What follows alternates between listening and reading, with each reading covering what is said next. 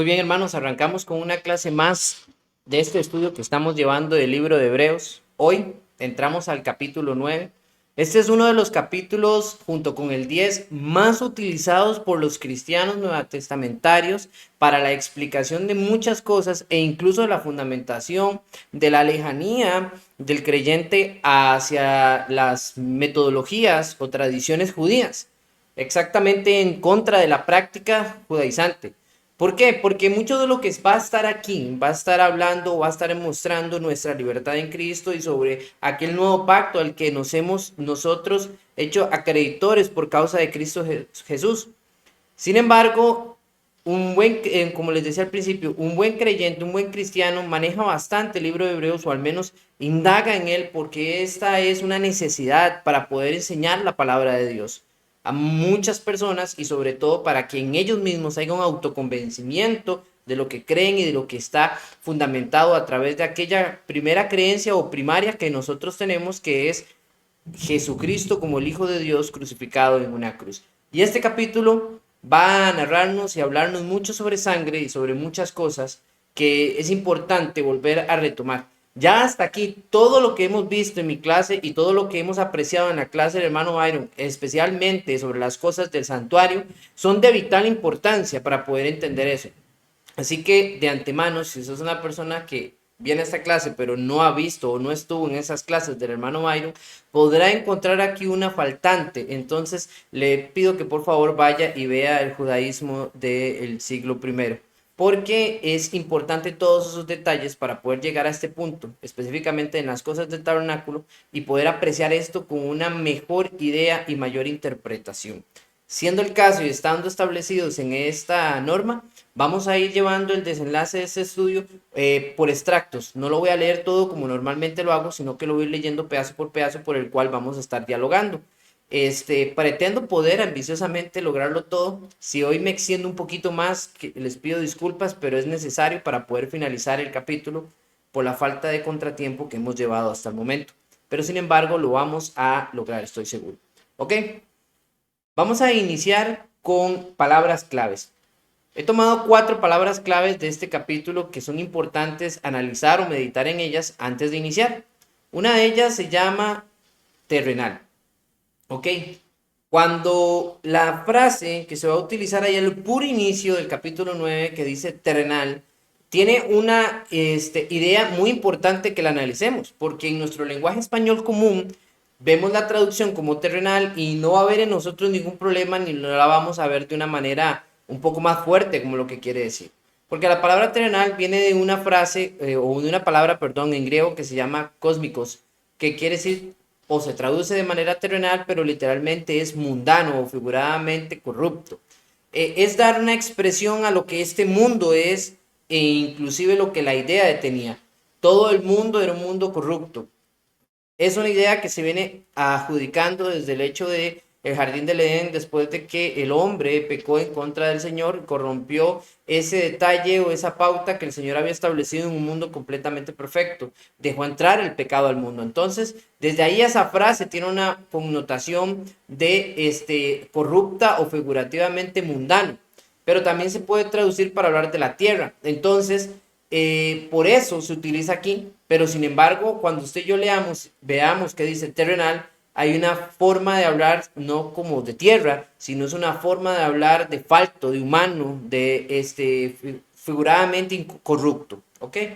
También está la frase tabernáculo, que la hemos visto ya muchas veces y que se ha explicado de muchas maneras, que es que tiene tienda o choza de tela. Y literalmente es así o figuradamente. Podemos entenderlo como un lugar en el que una persona mora o habita, pero lo que tenemos que comprender y que no se nos vaya de nuestra mente es que la palabra tabernáculo hacía alusión a, a este lugar en el que usted y yo podríamos morar, pero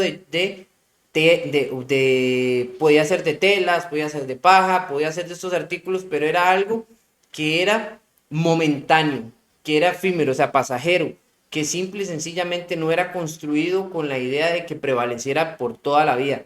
Por eso, la idea inicial de Dios cuando habla de la palabra tabernáculo trae esta concepción, la cual se ha perdido mucho y el hombre la hizo más figuradamente a lo propio. Arca. Esa es una palabra que vemos mucho en cuanto hablamos al arca de la alianza o al arca de Noé. Y es la misma palabra utilizada, proviene de una derivación incierta, o sea, no se sabe exactamente de dónde proviene la palabra como tal, pero su significado literal es caja, así. Por eso cuando algunas personas piensan en el arca de Noé, yo les digo, no se imaginen un barco, eso era más una caja, porque eso era básicamente lo que describía esa palabra. Después, propiciatorio. La palabra propiciatorio o hilasterium habla sobre algo que se refiere a la expiación, a hacer expiación o un lugar donde usted y yo encontraríamos reconciliación. Habla para decir ahí es donde está la víctima la paga del pecado, el propiciatorio. Y aunque hablemos del arca y aunque hablemos del propiciatorio, son dos cosas diferentes. Poco a poco lo vamos a ir viendo dentro de este mismo estudio. Ok, la sección inicial va del versículo 1 al versículo 7, así que acompáñenme a leer. Dice así: ahora bien, aún el primer pacto tenía ordenanzas de culto, el santuario terrenal, porque había un tabernáculo preparado en la parte anterior, en el cual estaba el candelabro, la mesa y los panes consagrados. Este se llama el lugar santo. Y detrás del segundo velo había un tabernáculo llamado el lugar santísimo, el cual tenía el altar de oro del incienso y el arca del pacto cubierta de oro, en la cual había una urna de oro que contenía el maná y la vara de Aarón que retoñó y las tablas del pacto, y sobre ella estaban los querubines de la gloria que daban sombra al propiciatorio, pero estas cosas no se pueden hablar ahora en detalle. Así, preparadas estas cosas, los sacerdotes entraban continuamente al primer tabernáculo para oficiar en el culto. Y versículo 7 dice: pero en el segundo solo entraba el sumo sacerdote una vez al año, no sin llevar sangre, la cual ofrecía por sí mismo por los pecados del pueblo cometidos en ignorancia. La primera sección va a trabajar una parte importante, con todo lo que ya hemos visto en otras áreas y el hermano Byron ha expuesto, es la pieza fundamental para poder comprender esto. Porque aquí está hablando de cosas que solo el judío entendería porque estaban en el margen de su vida y en la enseñanza continua de generación tras generación, así como las cosas que utilizaban para algo importante, la adoración. Habla primeramente sobre un lugar terrenal. Y cuando él implica la palabra de hablar sobre un lugar terrenal, es para nosotros sumamente necesario entender exactamente a lo que él se refería. Porque él está hablando ahora de que hay un tabernáculo terrenal. Ahora nos deja la idea, si hay un tabernáculo terrenal, entonces, ¿qué es lo que sucede? ¿Hay uno celestial? Pues eso es lo que vamos a ver más adelante. Pero entonces él transmite la idea de eso. Aún más, estoy seguro que esto es a lo que él quería hablar desde hace rato, antes, cuando estábamos ubicados allá en el capítulo 5 del versículo 11, cuando él dijo: acerca de esto tenemos mucho que decir y es difícil de explicar, puesto os habéis hecho tardos para oír. Hablando de su inmadurez. Lo mismo se ve reflejado acá porque hay muchas cosas de las que él quisiera hablar, pero no puede profundizar, y eso lo va a ver ahorita. Usted y yo lo vamos a notar un poquito dentro del contexto de lo que él habla. Pero inicialmente la idea de él es: hay un tabernáculo terrenal. Ok, todo esto que hemos hablado es para decir algo claro. En primera instancia, había un velo. El velo que separaba el tabernáculo de la parte interior del tabernáculo y lo separaba de la parte exterior del campamento judío. Porque no vaya a pensar usted que hay dos velos, ¿verdad? Dentro de... No, el primer velo es aquel que eran todas aquellas mantas alrededor, todas esas cortinas alrededor y unas que estaban al frente como una puerta muy, muy bonitas, diferentes a las otras que eran blancas, para poder hacer una separación. Donde quiera que iban, el tabernáculo se levantaba en el centro, el pueblo acampaba alrededor de él, pero estaba separado, no podían ver lo que había adentro, estaban separados. Un velo hacía esa división. Y entonces él dice que hay un lugar, el lugar santo. Y esa es la parte interesante. Él describe algunas cosas del lugar santo. No se queda en el patio, no se queda en la parte de los sacrificios. ¿Por qué? Porque todo eso ya lo habló. De hecho, ha estado hablando sobre estas cosas y ha estado hablando sobre los sacrificios en los capítulos anteriores. Y ha hablado sobre ese papel que llevaba fundamental el sumo sacerdote y todo sacerdocio dentro del área interna del tabernáculo, pero no dentro del área más noble y más santa. De hecho, la misma palabra lo describe, lugar santo. Y hay un lugar santísimo, aún más santo que el santo. Entonces, todo esto son aspectos o reflejos de algo importante que nosotros necesitamos ir analizando. Quiero que me ayuden a leer Zacarías capítulo 4, versículo 1 del 6. Alguien que lo vaya buscando, por favor. Y otra persona que me ayude con Levíticos capítulo 24, del 5 al 9. Y por último, una persona que me ayude con Apocalipsis capítulo 5, versículo nada más 8. Repito, Zacarías capítulo 4, versículo 1 al 6. Levíticos capítulo 24, versículos del 5 al 9. Y Apocalipsis capítulo 5, versículo 8. No lo vamos a leer todo de una vez, sino paulatinamente, pero desde ya me gustaría que estén preparados. Ok, mientras alguno va buscando el de Zacarías capítulo 4, entonces, me lo tiene ahí hermana Joana, voy a hablar un poco de esto.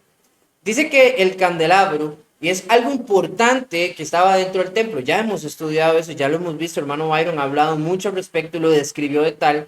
Pues bueno, hay una circunstancia importante de esto. El candelabro representa la palabra de Dios. ¿Y cómo nos damos cuenta de eso? Hermana Joana, por favor. El candelabro de oro y los olivos. Volvió el ángel que hablaba conmigo y me despertó como un hombre que es despertado de su sueño. Y me dijo, ¿qué ves?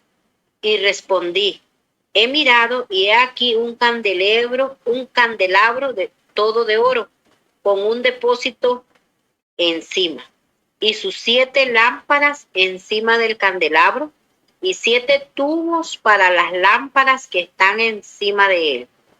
Y junto a él 2 olivos, el uno a la derecha del depósito y el otro a su izquierda. Proseguí y hablé, diciendo a aquel ángel que hablaba conmigo, ¿qué es esto, Señor mío? Y el ángel que hablaba conmigo respondió y me dijo, ¿no sabes qué es esto? Y dije, no, Señor mío. Entonces respondió y me habló diciendo, esta es palabra de Jehová a Zorobabel, que dice, no con ejército ni con fuerza, sino con mi espíritu, ha dicho Jehová de los ejércitos. Muy bien.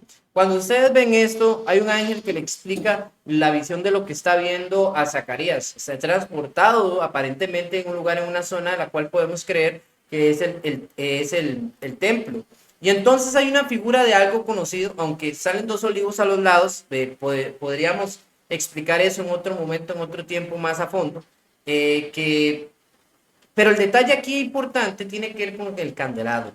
El candelabro es el mismo que está allá en el tabernáculo, es el mismo de lo que se presenta en este sueño y es el mismo de una figura de las cosas que van saliendo, como allá en Apocalipsis cuando vemos a Jesús dando la manifestación de las revelaciones a Juan.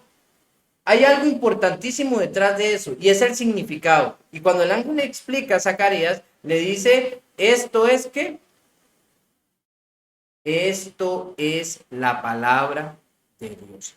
Es importantísimo para nosotros comprender que eso es el significado. De hecho, hay un hermano, el hermano Kaufman, hace una referencia a cómo cada uno de esos brazos del candelabro representan los 7 fragmentos de la Biblia. En el razonamiento, lo que dice Santiago, así como los salmos, sobre la perfecta palabra de Dios, y como lo que dice Pablo, hablando en referencia ya en 1 Corintios capítulo 13, cuando él decía, cuando venga lo perfecto, todo lo que era en parte se acabará, hablando de los dones espirituales. Entonces la referencia aquí clara de hablar sobre la perfecta palabra de Dios ha sido escrita de muchas maneras alrededor de la palabra de Dios, pero el hermano Kaufman le da una propiedad. Él dice que esos 7 brazos representan los extractos de la Biblia. Número 1, la ley mosaica, que estamos hablando del Pentateuco. Después está los profetas, después los libros poéticos, el Evangelio, que estaría en el medio, los hechos de los hechos de los apóstoles, las epístolas, Y después de eso, las revelaciones, que son un Apocalipsis, el libro de revelaciones. Básicamente son 7 fragmentos por los cuales él ha puesto la división de la Biblia en cuanto a lo que creemos generalmente de esos libros, como los hemos dividido, y casualmente da 7, como los 7 brazos del candelabro. Hay algo interesante porque cuando usted ve esto, tiene una lógica muy amplia. De hecho, el primer libro de la Biblia, Génesis, colinda exacta y precisamente con el último libro de la Biblia, Apocalipsis. Muchas de las figuras que están en Génesis son colocadas en Apocalipsis para su entendimiento. Y si no existiera Génesis, Apocalipsis no se entendería también desde un punto de vista en cuanto a esas figuras que están ahí ya colocadas en el libro de Génesis. Entonces, nosotros tenemos que saber que la perfección de la palabra de Dios se ha reflejado siempre a través de ese candelabro, como la expresión cuando vemos y tomamos en los salmos, nos dice, tu palabra es lumbrera a mis pies y lámpara a mi camino. También Jesús llega y dice allá, hablando de Nicodemo en Juan capítulo 3, básicamente que Él es la luz que ha venido a este mundo, ¿verdad? Pero que los hombres no se acercan a Él porque tienen miedo de descubrir sus obras. Entonces, hay una figura tangible a la verdad clara y transparente de Dios a través de Jesucristo, representada por ese candelabro. Y esa verdad es la verdad que hoy levanta y sostiene la iglesia del Señor. Voy a pedirle a alguien que me lea entonces Levíticos capítulo 24, versículo del 5 al 9. El pan de la proposición. Y tomarás flor de harina y cocerás de ella 12 tortas. Cada torta será de 2 décimas de efa. Y las pondrás en 2 hileras, 6 en cada hilera, sobre la mesa limpia delante de Jehová. Pondrás también sobre cada hilera incienso puro, y será para el pan como perfume, ofrenda encendida a Jehová. Cada día de reposo lo pondrá continuamente en orden delante de Jehová, en nombre de los hijos de Israel, como pacto perpetuo. Y será de Aarón y de sus hijos, los cuales lo comerán en lugar santo, porque es cosa muy santa para él, de las ofrendas encendidas a Jehová por derecho perpetuo. Muchas gracias, hermana. Sí, ahora vamos a hablar de la mesa de los panes de la preposición, porque es una figura de la comunión con Dios. Es importante que nosotros entendamos que muchos enseñan a través del tiempo de que la mesa de la preposición representa la benevolencia de Dios. Es cierto, de cierta manera podemos apreciar algo de eso, pero no es en realidad el significado claro que tiene esto. Si bien es cierto, la presencia de pan, ¿verdad? Dentro de una mesa refleja la bendición de Dios y podemos ver como algo de una necesidad, lo vemos a través de incluso de relatos bíblicos. Sin embargo, el enfoque de esto no está en los panes, el enfoque de esto está en la mesa. Usted tiene que ver que en todo lado que se mueve es la mesa, porque el pan se tiene que producir constantemente. Ahora, les hago leer estos pasajes para que ustedes vean qué es lo que se colocaba en esa mesa y qué era lo tan importante. Estos panes de la preposición se colocaban 6 y 6, o sea, 2 en total, 6 de un lado y 6 del otro, porque tenía el significado de una pluralidad de todo el pueblo. Y si ustedes se acuerdan, el pueblo de Israel, 12 tribus. Entonces, el número 12, o en numerología, en cuanto a la Biblia, el número 12 siempre va a representar la totalidad del pueblo de Dios. No necesariamente Israel, porque recuerden que eso ya es un número que Dios connotó a través de Israel y que fue demostrando inclusive en Apocalipsis, pero no solo se refiere al pueblo de Israel antiguo, sino se refiere a la totalidad del pueblo de Dios. Entonces, esos panes encima de esa mesa tenían esa idea. Ahora, cuando usted ve eso, esos panes eran repartidos diariamente y comidos dentro de la familia levita y pues, específicamente los sacerdotes, los hijos de Aarón. Ellos venían y comían de esta mesa. Es importante saber que entonces ellos compartían alimento y para estar en esa mesa y comer había que un acompañamiento, había una comunión y ellos querían, y esa era la representación real de esto, que esa comunión fuera de parte de Dios para con ellos porque iban a estar comiendo ¿dónde? En el lugar santo. Entonces hay que ver la idea de estas cosas. Dato curioso de lo que refleja algo tan hermoso para nosotros y cómo eso se ve reflejado inclusive hoy en día. Usted puede apreciarlo cuando usted llega y se va a la luz de la Biblia y usted encuentra en el relato de Mateo capítulo 26, versículo 26, a Jesús repartiendo el pan Y ahora, si usted se acordará, lo reparte a sus 12 apóstoles. Igual, hace una repartición de pan como la misma que se debía hacer en el templo y la hace hacia 12 personas con la misma cantidad que comerían estando allá en el lugar santo del templo. Entonces, es exactamente esa figura, porque nosotros celebramos la cena del Señor, la cena de la comunión de Cristo. Por eso, porque también el reflejo de esta comunión era esa misma cena. Era ese mismo alimento que se distribuía encima de esa mesa, la famosa mesa de la preposición. Ahora hablemos un poco sobre el altar del incienso y cómo representa las oraciones de los santos. ¿Quién me ayuda con Apocalipsis capítulo 5, versículo 8? Por favor, hermano Adrián. Cuando tomó el libro, los 4 seres vivientes y los 24 ancianos se postraron delante del Cordero. Cada uno tenía un arpa y copas de oro llenas de incienso, que son las oraciones de los santos. Muchas gracias, hermano.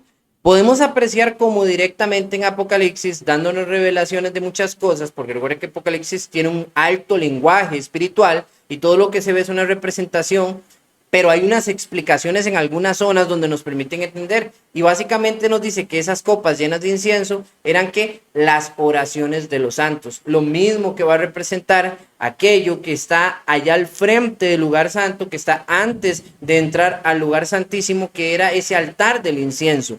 Es importantísimo, importantísimo ver eso, como incluso ese incienso tenía, y según lo que en otras clases había mostrado, una preparación específica y no podía ser alterada, ¿verdad? Tenía una preparación pura y total y debía ser entregada por el sumo sacerdote, llevada desde el lugar santo hasta el lugar santísimo. Lo mismo que vamos a ver en figura de Jesús, llevando nuestras oraciones porque Él es el único intermediario. Les decía que por eso cerramos toda oración, la vez pasada, ¿verdad? Hablamos sobre esto, toda oración la cerramos en el nombre de Jesús, porque Él es nuestro intercesor. ¿Tiene sentido? A través de estas interpretaciones espirituales. El lugar santísimo. Ahora hablemos un poco sobre el lugar santísimo. Dice que dentro de él se encontraba el arca del testimonio, se encontraba el maná, se encontraba la vara de Aarón, se encontraban las tablas de los 10 mandamientos y el propiciatorio. Todo eso estaba ahí y todo eso estaba solo compactado en una cajita. Cuando hablamos del arca del testimonio, hablamos sobre aquella caja de madera que había sido recubierta de oro. Cuando hablamos del maná, era aquel pan que Dios les proveía del cielo cuando estaba el pueblo de Israel vagando los 40 años en el desierto y que perecía de un día para otro, pero de viernes a sábado no perecía y si lo guardaban otro tiempo más igual perecía. Sin embargo, este que habían guardado ahí nunca pereció. Y también está la vara de Aarón, que Dios en su momento, cuando había un problema con la autoridad, Dios mandó a que cada uno de los líderes de las 12 tribus de Israel dieran una vara donde habían escrito su nombre y la vara que le pertenecía a Leví que tenía que ser la vara de Aarón y tenía que llevar la palabra de Aarón, o sea, el nombre de Aarón para representar a los levitas y pusieron todas ellas delante de la presencia del Señor allá en el tabernáculo y dice que la vara de Aarón reverdeció, pero no fue que le salió una hojita como algunos pintan, no, reverdeció de nuevo. Ella volvieron a crecerle e incluso salió fruto de ella, una muestra de algo interesante.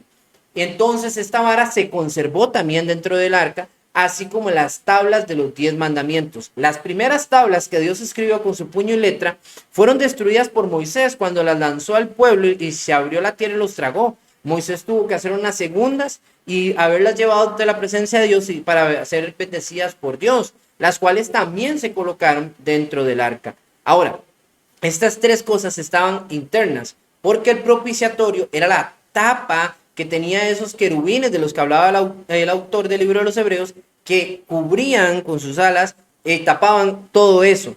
Ellos mantenían esa cubierta puesta dentro de esa tapa cerrada y era totalmente de oro, a diferencia del arca, que básicamente era madera recubierta de oro. El propiciatorio era todo totalmente de oro y con una obra de artífice profesional en sus tiempos. Así que fue algo grandioso. Yo quiero que ustedes entiendan, hermanos, que hasta aquí vamos rápido porque esto realmente ya lo hemos visto, solo que necesitamos hablarlo en el momento que él lo habla para poder ir llevando la línea. Aquí hay algo importante que yo quiero que ustedes entiendan. Hay una diferencia en la que el autor está utilizando muy grande al hablar de estas cosas, porque él no está hablando del templo herodiano, no está hablando del templo que ellos tienen ahí a escasos cercanía de ellos para su adoración.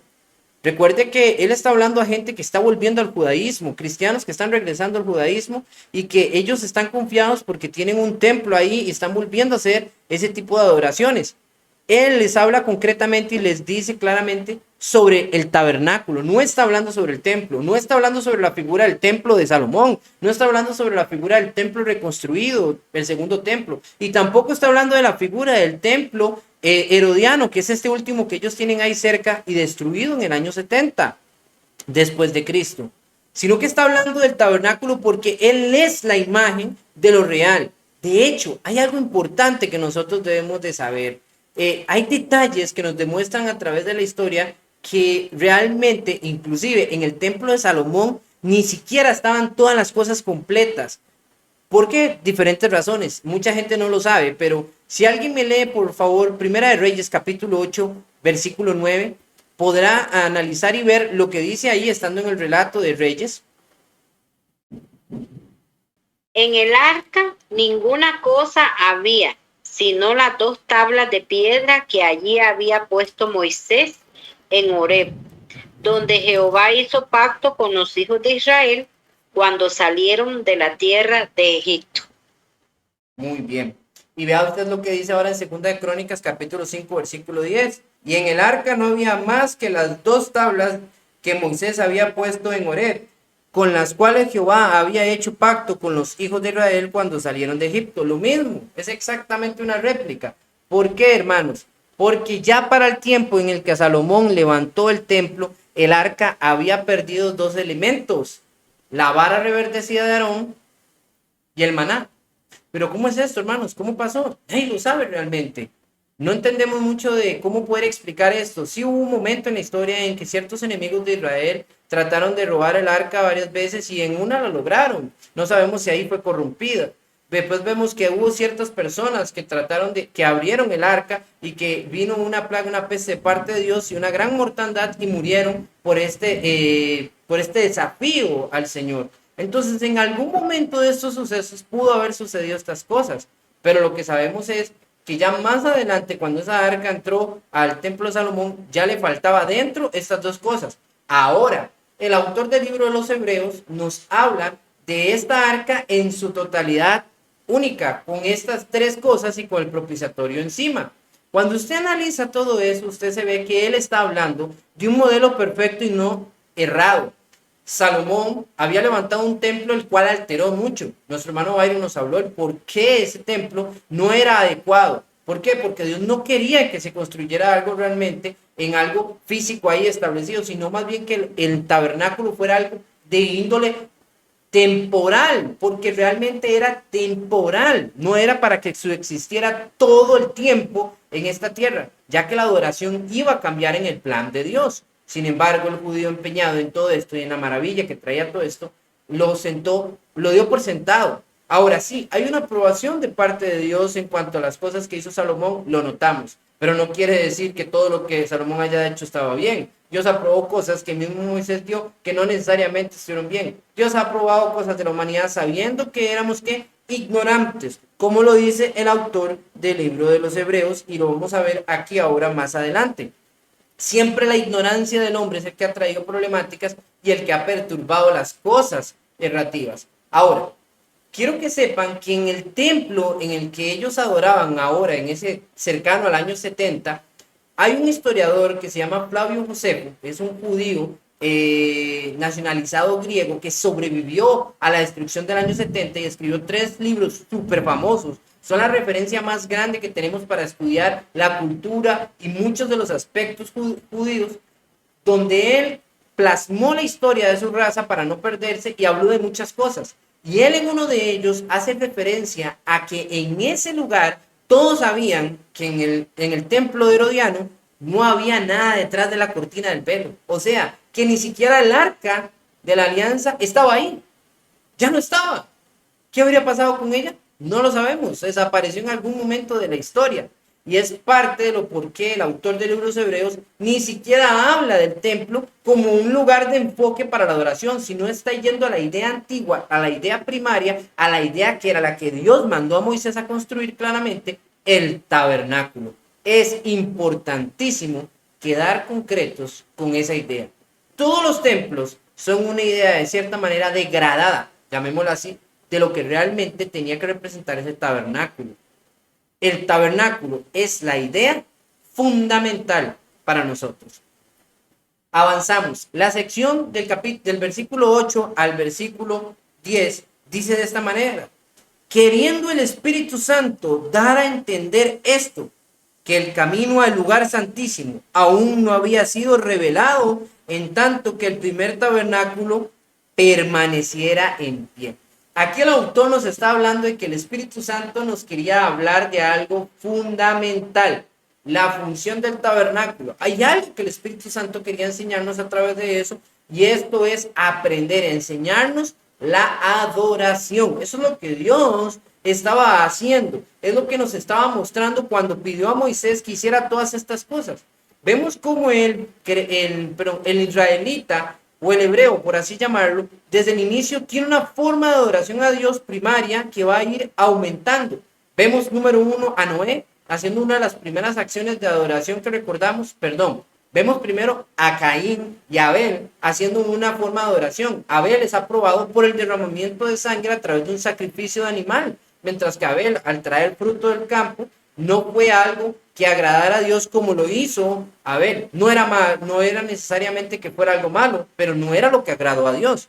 Después tenemos a Noé haciendo un sacrificio después de que se baja del arca para agradecer a Dios, y Dios hace un pacto donde promete no destruir más la tierra a través de ese sacrificio como un acto de adoración a Dios. Y vemos cómo paulatinamente eso se va a mostrar. Vamos a ver a Abraham cuando llega a la tierra prometida y vemos que lo primero que hace son sacrificios. Y hay cosas paulatinamente que usted va a ver a través de otros hombres. Ahí vamos a ver a Isaac, vamos a ver a Jacob haciendo sacrificios a Dios para consagrar lugares, para consagrar momentos o conceptos de tiempo. Y sin embargo, cuando Dios saca al pueblo de Israel de Egipto, hay muchas de estas cosas que están perdidas. Y ellos están interiorizados en la adoración de la manera egipcia, en lo que hacían con sus templos dentro de sus lo que hacían con sus dioses dentro de los templos, como esa manera de hacer todo eso. Y vemos que incluso muchos de estos aspectos no son distantes a esa forma que habían aprendido, sino que Dios las trae, coloca las ideas que ellos tenían, pero las pone de una manera correcta.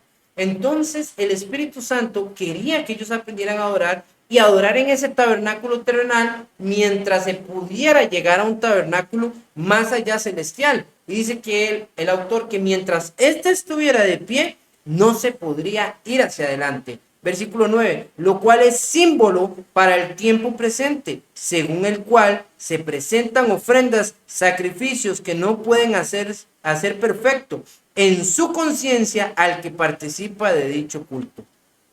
Aunque la idea de los sacrificios era que el ser humano, que el que se acercaba a Dios a pedir perdón, le doliera, fuera difícil para él y enfrentara todo su ser para poder lograr esto y darlo, no lograba colindar con ello, o sea, lo olvidaba rápidamente.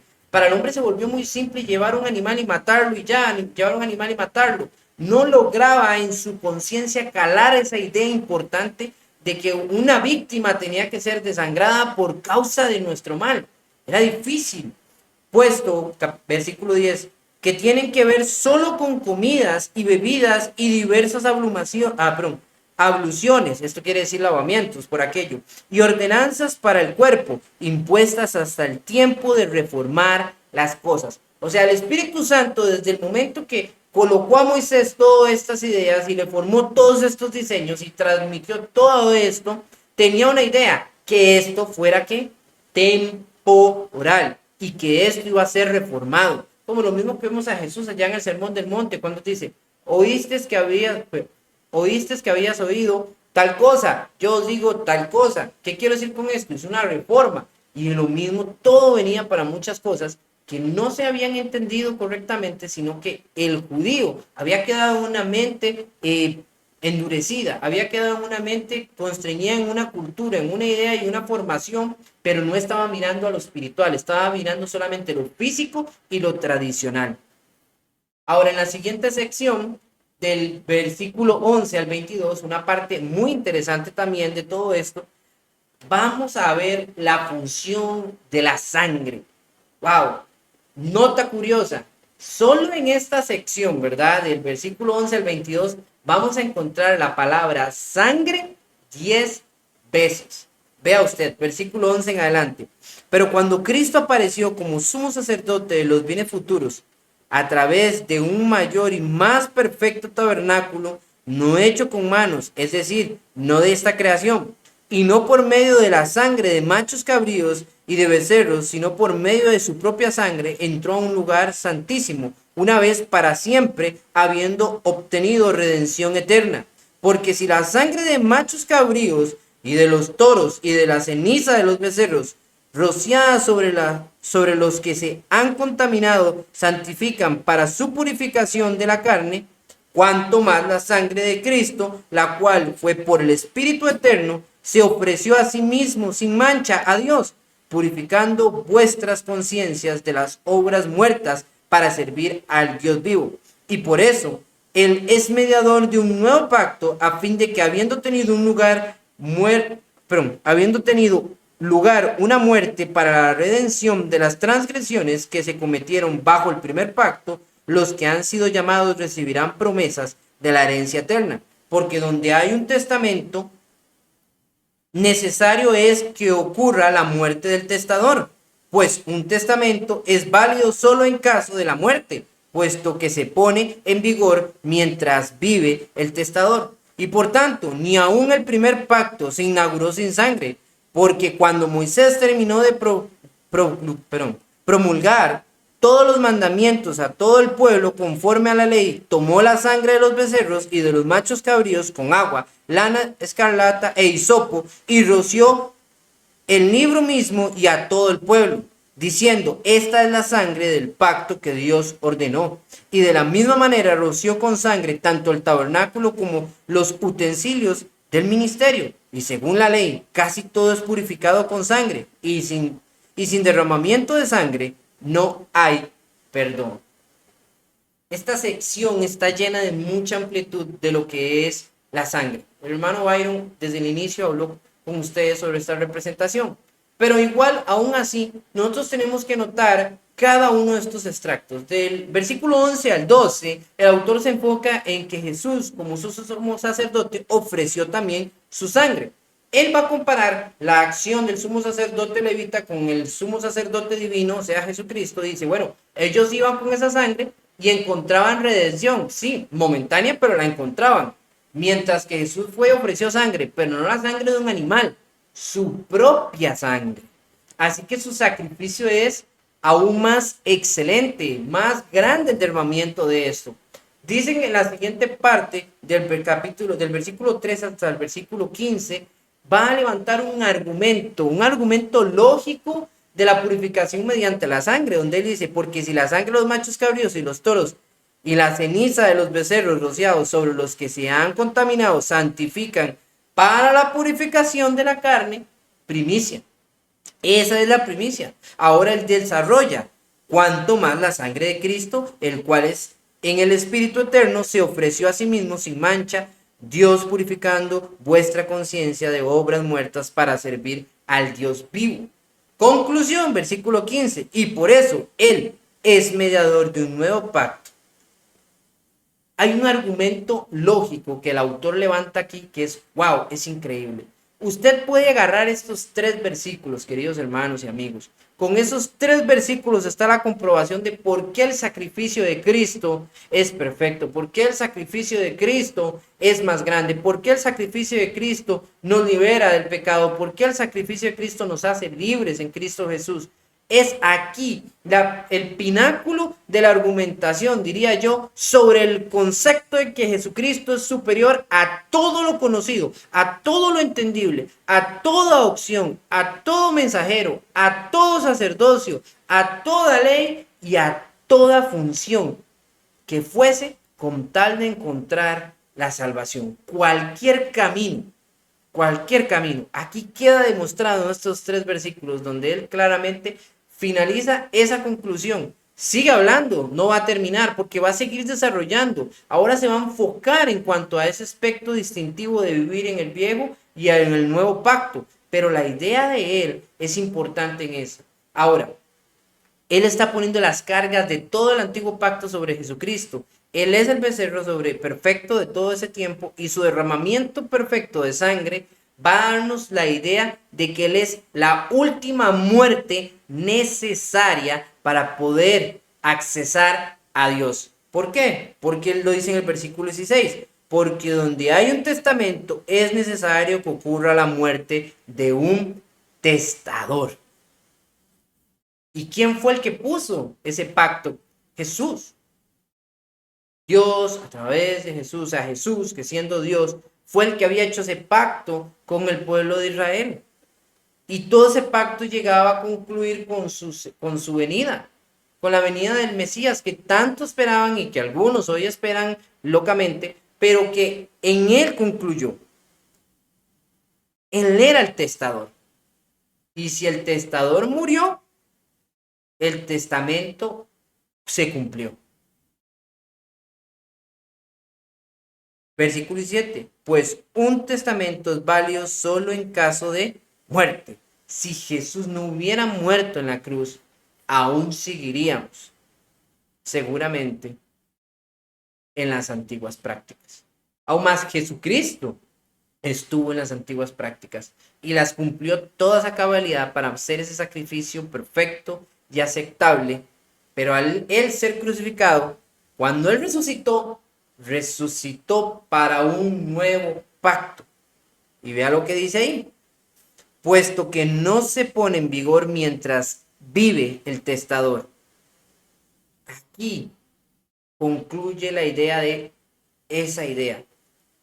De la afirmación de que todo lo que estaba detrás de Cristo tenía un propósito al llegar a Cristo, pero todo lo que está delante de Cristo tiene un propósito al mirar hacia atrás, ahora al mirar hacia Cristo, mientras que todos aquellos de la antigüedad, del antiguo pacto, tenían que ver hacia el futuro. Ahora nosotros, aún en este tiempo, aún en pleno 2022, tenemos que ver hacia el pasado, porque la mirada que nos salva está en la muerte de lo que hizo Cristo Jesús, y en la mirada que nos da la esperanza es hacia adelante, esperando y anhelando el regreso y la venida de nuestro Salvador.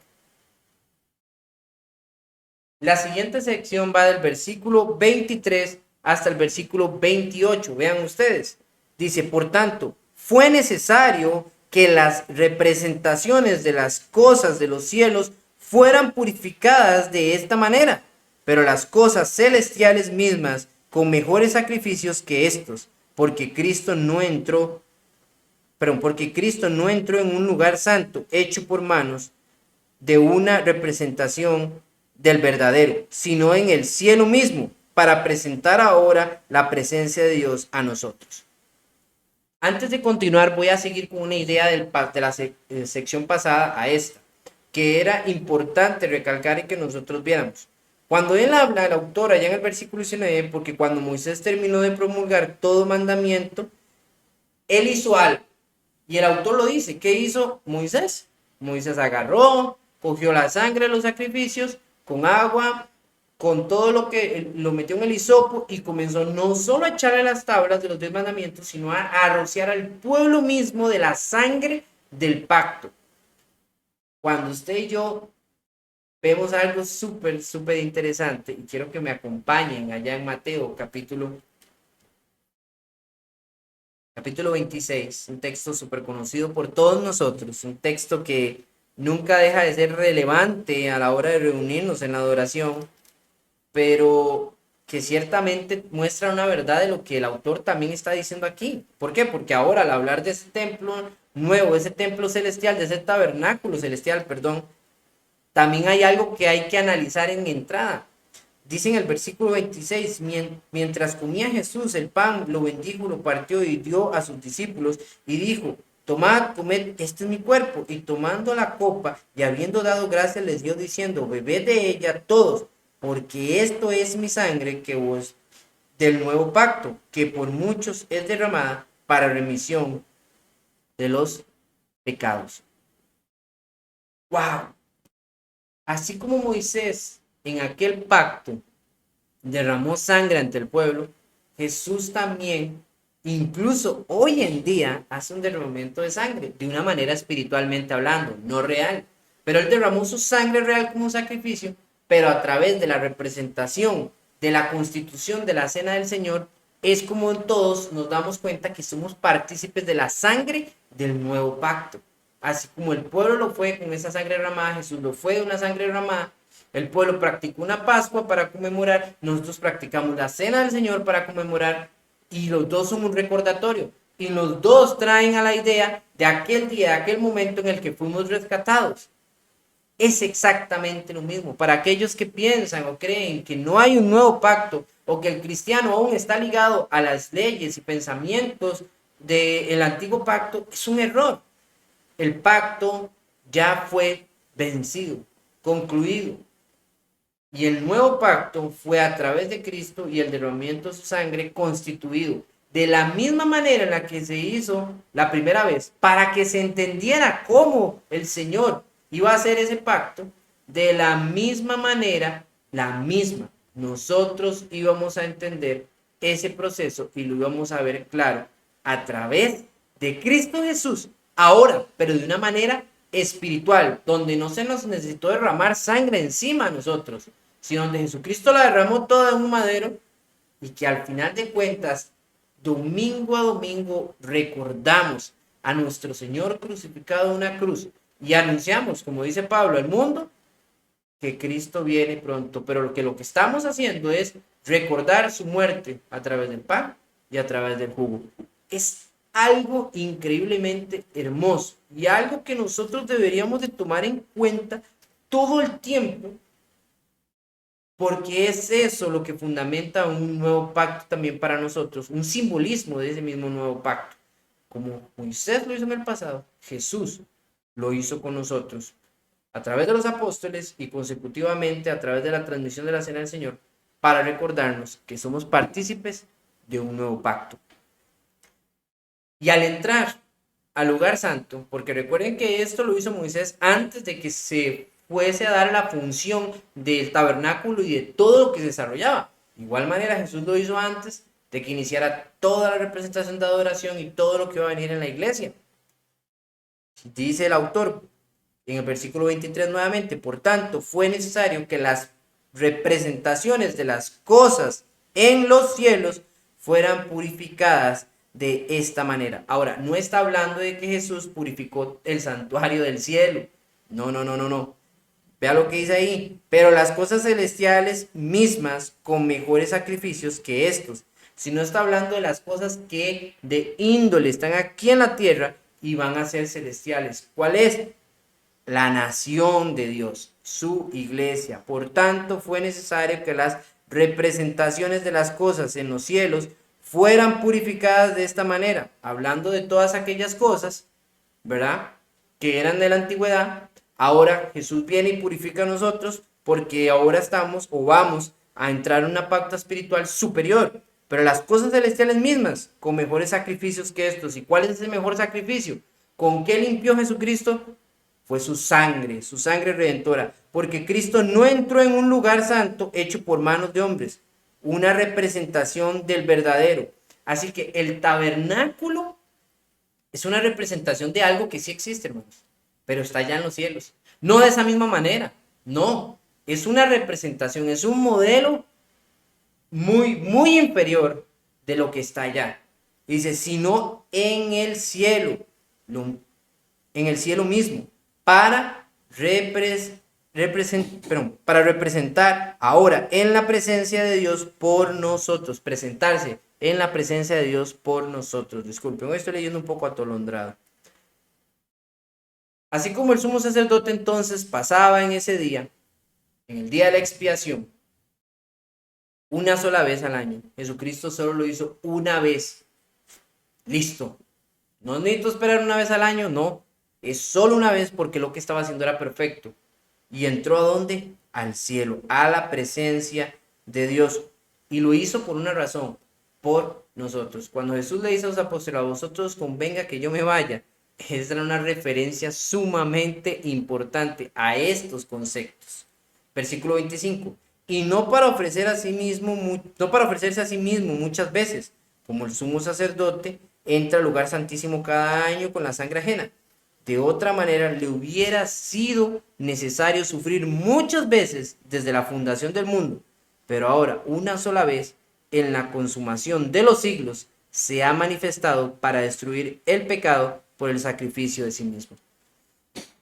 Aquí hay algo que se esconde realmente importante.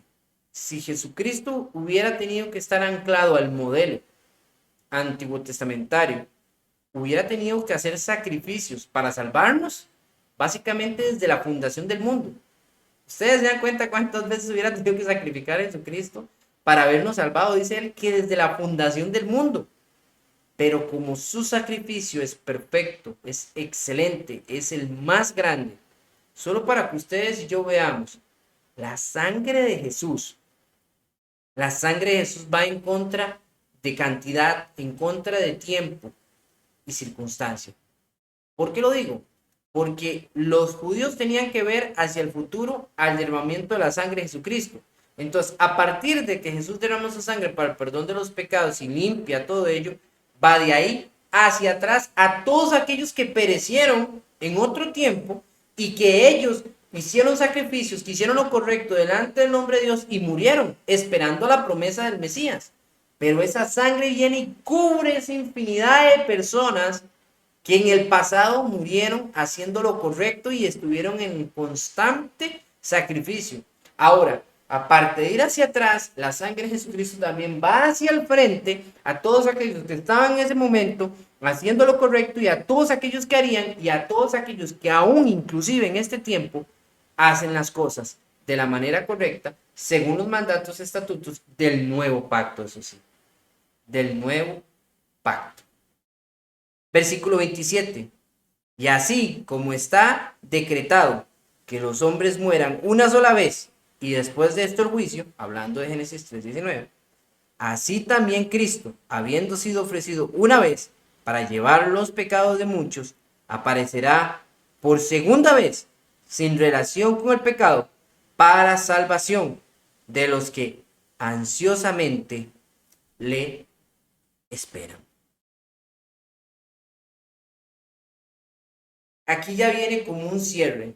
Todavía falta el capítulo 10 porque él va a seguir hablando de cosas muy importantes sobre la ley y cómo ella no puede quitar los pecados, porque ya habló de toda la parte de adoración, toda la parte sacerdotal, toda la parte sacrificial, y está hablando que Jesús no solamente era superior a todo eso, sino que Jesús todo eso alcanza la perfección, pero necesita seguir arrojando argumentos y advertencias para que aquellos judíos que no han logrado realmente entender en lo que se están inmiscuyendo al volver a ir del cristianismo y volver al judaísmo, se van a enfrentar. Pero hasta aquí ha hecho una exposición gigantesca donde usted y yo podemos ver y notar que primero, no tiene importancia ir a judaizar. Primero, porque es inferior. Primero, porque es incompleto. Segundo, porque en ello no vamos a encontrar la verdadera salvación si los que hacían eso apuntaban a ver hacia Jesús. Entonces volver a eso no tendría sentido. Y tercero, porque en Cristo está realmente cumpliéndose todo. Así que el que ellos entendieran este mensaje era fundamental. No olvidemos que estamos hablando de estos cristianos que lamentablemente querían volver a judaizar. E incluso hay algunos en nuestro tiempo que no van a los brazos de los judíos, pero sí siguen doctrinas, creencias judaizantes, con algunas tipologías de cosas, no todas, pero con deslices y con matices y pinturas vagas de lo que era el judaísmo antiguamente, con sistemas de adoración basados de alguna u otra manera en conceptos y en puntos del judaísmo, con sistemas y normas musicales o radicadas en el concepto y la necesidad judaica. Recordemos, hermanos, recordemos que eso era algo del pasado, mas no del presente. Ahora nos queda dar una reflexión final, muy corta, muy corta. Y es que así como el pueblo judío, mis queridos hermanos, ellos esperaban ese momento, el día de la expiación, donde entrara el sumo sacerdote. Eso ya pasó en nosotros. Los cristianos ya sabemos que Cristo Jesús ascendió al cielo. Allá en Hechos capítulo 1 nos narra esta acción y fue. Y así como aquellos judíos esperaban en ese momento a que el sumo sacerdote saliera del lugar santo, o sea, ya había entrado al lugar santísimo y volvió al lugar santo y llegaba ahí, ya para ellos eso era una fiesta, era un regocijo porque sabían que todo estuvo bien, porque todo se había realizado, porque todo estaba concluido, porque ese día había llegado finalmente la conclusión de aquella obra, de aquellas festividades, de aquellas acciones tradicionales que ellos hacían y de mandatos del Señor.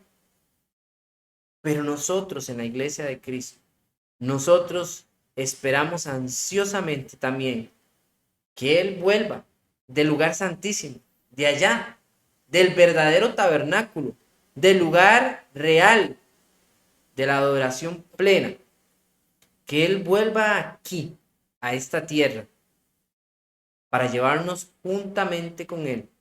Y ya no adorar acá en esta tierra, hermanos, y ya no seguir este modelo, sino un modelo totalmente pleno.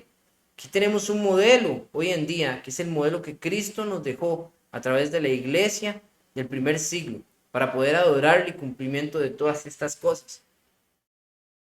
Pero allá en los cielos, mis queridos hermanos, estaremos con una adoración aún más. Si la de hoy en día es una gran adoración, si aún hoy en día tenemos una adoración plena, concreta en Cristo Jesús, cuando estemos allá, nuestra adoración será perfecta para la salvación de los que ansiosamente le esperan. Hasta aquí llega el estudio del capítulo 9, hermanos.